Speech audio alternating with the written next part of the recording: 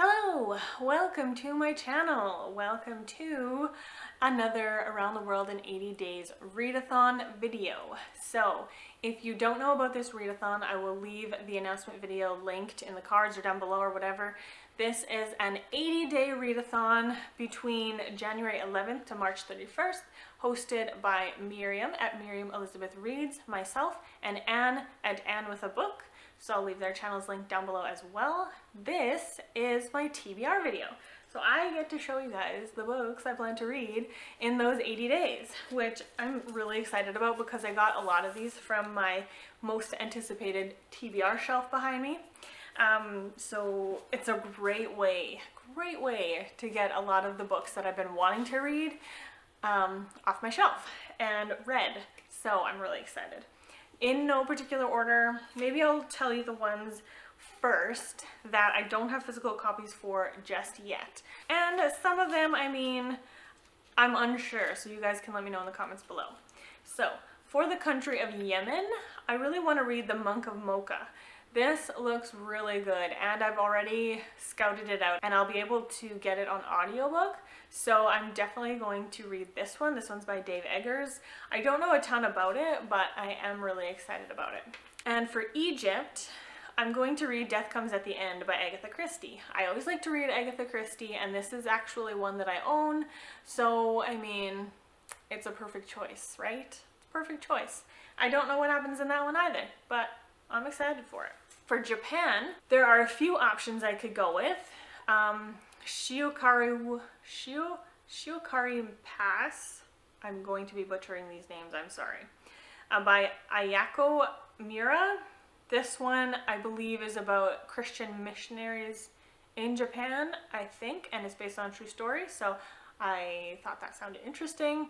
Then there is, I read Before the Coffee Gets Cold by Toshikazu Kawaguchi a couple of years ago, and this is the second book in the series, so I could always read that one. And then the other one that I found, which is a bit more obscure, is The Year of the Barbarian by Elizabeth Ann Boyles. This one is also, I think, a Christian book, but there's not much about it online, so I doubt that my library would even have it or anything. So if I did want to go that route, I might have to find somewhere to buy it. I'm not sure. So if you have an idea of a book set in Japan that you think I would like, let me know in the comments below. And for Italy, again, there's two here that I am interested in, but if you think of a book that I would really love that was set in Italy, let me know. I have My Brilliant Friend by Elena Ferrante. This one was recommended on Emily's channel at Books with Emily Fox. Her and I don't have the exact same reading taste, but sometimes she makes things sound really interesting, so I really want to try My Brilliant Friend. And then there is The Italian Ballerina by Christy Cambrin. This is a dual timeline, which aren't always a hit for me, but maybe this could work, and it's about an Italian ballerina. I assume in Italy. I could be wrong, but those are my Italy choices. Then we have Singapore, and for Singapore, I'm gonna read Auntie Lee's Delights by Ovidia Yu. Now this one, I'm not super attached to this choice, so if you can think of any books that are set in Singapore that you think I might like, please let me know in the comments below, because I'm not 100% sold on this Auntie Lee's Delights. I think it's just like a cozy mystery. I don't really know if I want to read this specific book. It was just like one that I could find. Singapore was kind of a harder country for me to find a book that I wanted to read. So yes, let me know if you have any recommendations in the comments below. Now for the books that I have physically. So for England, I'm gonna go with The Vanishing at Loxby Manor by Abigail Wilson. This is a recent purchase. I got this one through a book outlet order. I can leave that linked as well. This one didn't say on the back where it was set, but in the beginning, it just has here, 1811, Kent, England. So this was a prologue, so I'm not sure if the entire book is set in England or just the prologue. We will have to see, but this is the choice. For France, we're gonna go with A Prisoner of Versailles by Golden Keys Parsons. This is a darkness to light novel. This is Christian historical. I don't know anything about it other than she's trapped as a pampered prisoner. I don't know. I don't know. It intrigues me. So, and I do like historical fiction. So, the next one for China, I'm gonna try The Chinese Nail Murders. This one, so it says a Judge D detective story. And from what I can gather, this is like a series, maybe like a Sherlock Holmes type series, where we follow the same detective solving murders in different books, or maybe like Hercule Poirot, I don't know. But this is The Chinese Nail Murders, so it's set in China. That's the one I've chosen. The next one I'm very excited about, and that is it's just Dangerous Beauty. This is by Melissa Coslin. This one, I'm really, really excited to get to this one. I don't know anything about it. I know that my friend Katie really loves it, and yeah, I'm super excited to read this one. I got this one from Baker Book Publishing, so I'm thrilled to get to it.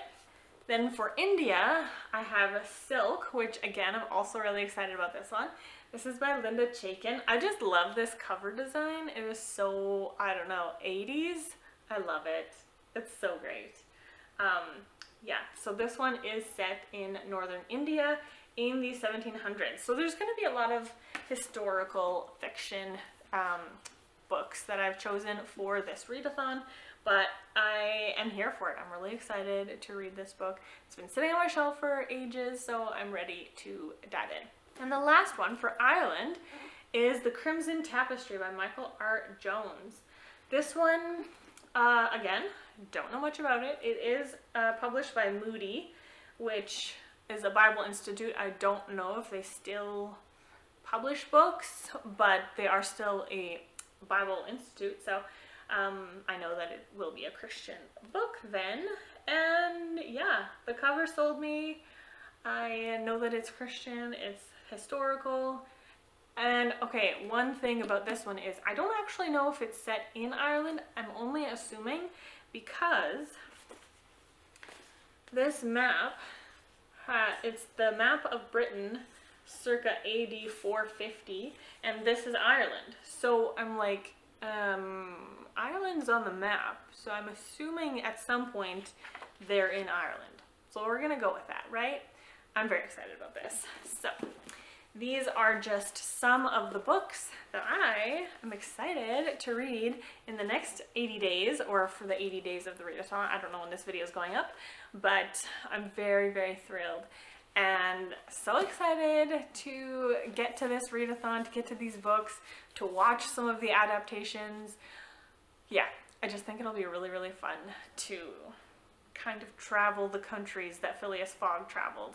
So let me know in the comments below if you are going to be joining this readathon. Again, as per the announcement video, if you do not want to read 11 books, you could just read Around the World in 80 Days, because it has every country represented in it. So yeah, you could just read one book for the 80-day readathon, and that would work just fine.